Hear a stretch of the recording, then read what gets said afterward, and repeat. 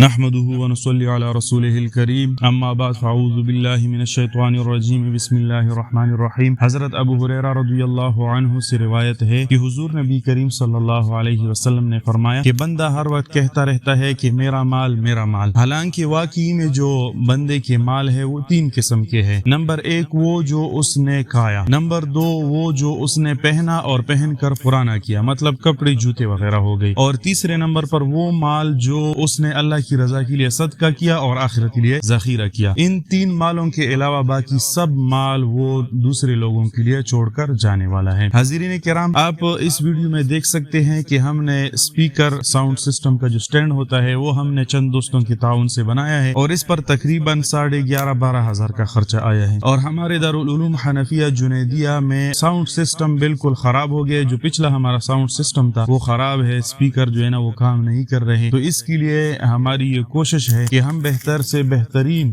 Sound system اپنے ادارے دارالعلوم حنفیہ جنیدیہ کے لیے بنائیں۔ تو آپ لوگوں سے اپیل ہے، آپ لوگوں سے درخواست ہے کہ آپ اس مبارک کام میں ہمارے ساتھ تعاون کریں اور آخرت کے لیے صدقات ذخیرہ کریں، کیونکہ یہ ساؤنڈ سسٹم 5 وقت نماز کے لیے اذان کرنے کے لیے استعمال ہوتا ہے، اس کے علاوہ یہ ساؤنڈ سسٹم